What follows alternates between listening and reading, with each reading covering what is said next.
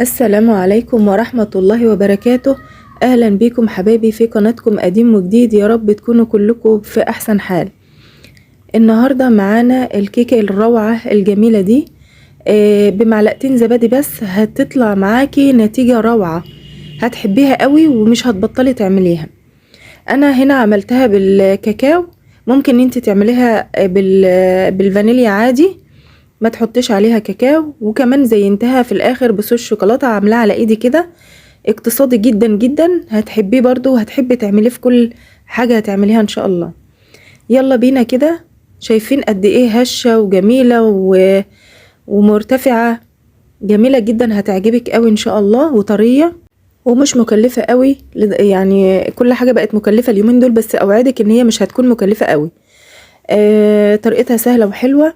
حبايبي بقى اللي بيشوفوني لاول مره، يا ريت يشتركوا معايا في القناه، ولو عجبكم الفيديو يا ريت تشجعوني باللايك وتعليق حلو كده منكم. ويلا بينا مع بعض نعمل الكيك الروعه ده. اول حاجه هتكون معايا للكيك ده الدقيق طبعا، وبنلخله كويس قوي. كوبايتين من الدقيق كده. العيار اللي قدامكم دوت عيار كوبايه ميه كبيره، او كوبايه وربع من كوبايه الشاي المج العادي بتاع الشاي.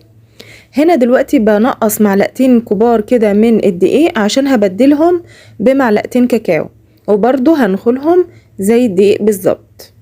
لازم يا جماعة اي فيديو عاملاه معجنات او كيكات في القناة اعرفوا ان انا نخلته قبل ما استخدمه. حتى لو ما كنتش نخلاه معاكم في الفيديو اعرفوا ان انا نخلاه قبل ما استخدمه. هنا نخلت الكاكاو اهو، ضروري برضو تنخلوا الكاكاو. وحطيت باكو بيكنج باودر، هي تقريبا زي معلقة كبيرة، وذرة من الملح بتاعنا، وكمان ربع معلقة صغيرة او ذرة برضو كده من الكربوناتو، حاجة بسيطة قوي.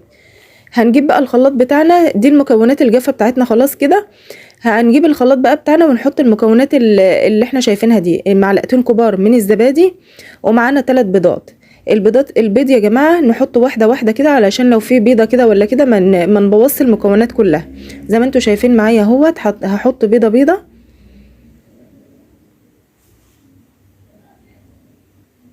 الموضوع ده اعمليه دايما، ما تستعجليش وتحط البيض على المكونات كلها، لازم تشوفي بيضة بيضة. حطينا كده ال3 بيضات اهو. هنا هحط بقى معايا قشر برتقال الاول. هنا السكر نص كوبايه سكر هنا، علشان هعمل شوكولاته في الاخر. لو انتي مش هتعملي شوكولاته حطي كوبايه او كوبايه الا ربع سكر، زي لو حباها بيبقى مسكر، لو حباها مسكره تحطي كوبايه، لو معقوله يبقى كوبايه الا ربع.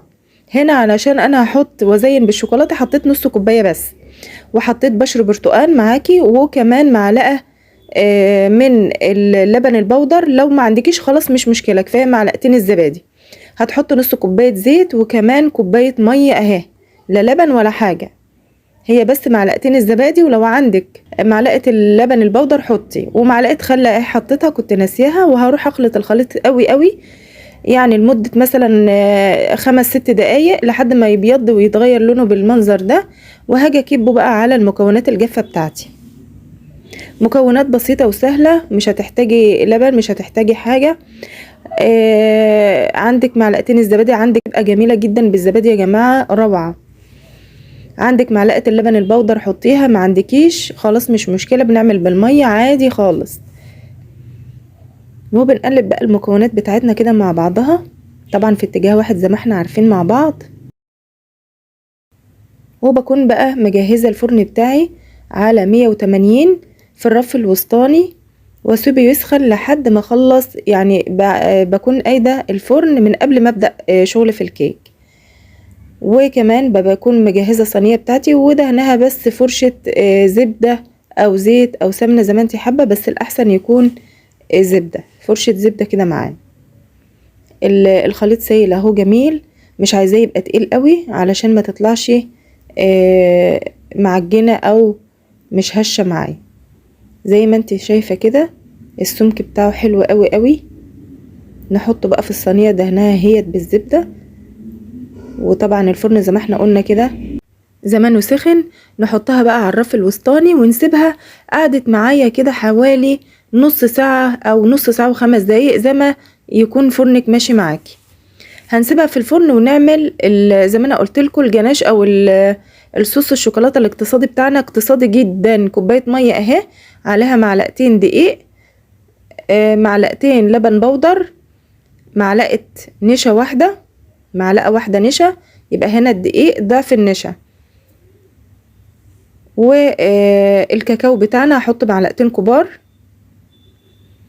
لو هنا ما عندكيش اللبن البودر مش مشكله، يبقى حطي معلقتين كبار دقيق ومعلقه نشا ومعلقتين كبار كاكاو يكون غامق يستحسن. بقلب بقى المكونات بتاعتنا كده على البارد، خلي بالك على البارد لحد ما تمتزج جدا مع بعضها. بحط السكر بحليها بالتحليه اللي انا عايزاها مسكره قوي، عايزاها وسط، زي ما انت حابه تحطي. انا هنا حطيت 3 معالق سكر على كوبايه الميه. بقلب كويس قوي واروح رافعها على النار، وده بيبقى قوامها بعد ما نزلتها من على النار اهو. والنشا والدقيق خلوها بالقوام الحلو ده، شايفين؟ جميلة جدا. هسيبها بقى لما تبرد، وبعد ما تبرد هزودها معلقة زيت. هنيجي بقى للكيك بتاعنا نروح نبص عليه كده ونشوفه اخباره ايه. تمام كده بقى جاهز معانا جدا اهو. وزي ما انا قلت لكم كذا مرة في الفيديوهات بتاعتي كلها، لازم نسيب الكيك يا جماعة في قلب الفرن لحد ما يبرد عليه خالص. بعد ما نطفي نسيبه جوه لحد ما يبرد. ما تعملوش زي كيكة اليوسفي وطلعتها وانا مستعجلة وكان ورايا حاجة يعني، فكنت عايزة اخلص الفيديو. طلعتها وانا مستعجلة وكان باين في الفيديو طبعا جدا ان هي سخنة نار وبتطلع الدخان، فالمفروض ما تطلعهاش الا كده بعد ما تبرد زي كده. دلوقتي طلع في منتهى الجمال. هنجيب بقى الصوص اللي احنا عملناه بعد ما برد اهوت، هناخد منه بس معلقة كده او معلقتين ونحط عليهم شوية لبن، او لو ما عندكيش لبن ممكن مية عادي، شوية مية بس يكونوا مغليين وباردين، وتحط عليهم معلقة لبن بودر، او لو ما عندكيش لبن بودر ممكن مية بس عادي برضو. يعني لو عندك لبن ماشي، لو مية ماشي، لو مية ولبن بودر ماشي، اي حاجة. المهم هتحلي بس شوية معلقتين منهم علشان هنسقي الكيك بتاعنا ده لو عايزة تسقيه. انما هو طري وجميل وكل حاجة. لو مش عايزة تسقيه وعايزة تقدميه زي ما هو كده قدميه زي ما هو. عايزة تعملي الخطوتين الاخرى دول اللي انا هسقيه وازينه بالشوكولاتة بصوص الشوكولاتة اللي احنا عملناه ده، ماشي عادي. انما هو ممكن يتقدم كده جنب شاي، جنب اي حاجة على الفطار، بيبقى روعة جدا. لكن الخطوتين اللي جايين دول زيادة من عندي انا، كنت عايزة ازينها كده باي حاجة. بعد ما سقناها كده هنسيبها تتشرب شوية. طبعا قبل ما بنزينها بنسقيها قصدي، بنعملها بالخلة كده علشان تشرب الصوص بتاعها اللي احنا حطيناه ده. جبت بقى معلقة زيت اهوت على الشوكولاتة او صوص الشوكولاتة اللي احنا عملناه مع بعض، وبقلبه كويس قوي عشان يديني لمعة حلوة كده. وبعد كده هسقيبه او هزينبه الكيك من فوق. طبعا انا رجعت حطيتها في الصينيه تاني عشان ايه، قلت بقى يوقع في قلب الصينيه بدل ما احط في حاجه تانية.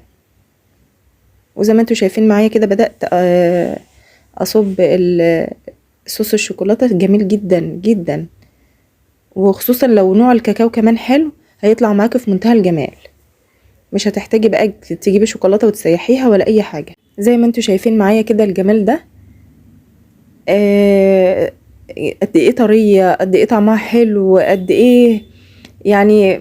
جربوها وقولولي بجد بجد يعني اقتصاديه، طعمها لذيذ جدا. تتقدم في اي شكل، تزوقيها، تقدميها بالماء بعادي، باي منظر هتستخدميها. صدقيني لو زينتيها كتورته كمان، يعني كان ممكن ازينها اكتر من كده، بس انا حبيت ان انا اعملها بشكل بسيط وشكل اقتصادي برضو، علشان تبقى في متناول الجميع. لو انت عايزة تزودي اكتر من كده تزيين واكتر من كده انك تستخدمها كتورته كمان، ممكن تستخدمها لان هشة وجميلة جدا جدا. وان شاء الله هعملها لكم برضو من غير كاكاو، هعملها لكم واعملها لكم كمان بالطريقة التزيين التركي اللي هو ان شاء الله كده بالكريمة والكراميل. بس بالعجينة دي، بعجينة الزبادي دي هتبقى روعة برضو. وكده اقدر اقول لكم يا رب تجربوها وتبقى بالهنا والشفا عليكم، وان شاء الله كده تشجعوني يا جماعة باللايك وتعليق حلو، واقول لكم ادعوا لي دعوة بقى حلوة من قلبكم ليا والاولاد بصلاح الحال. والسلام عليكم ورحمة الله وبركاته.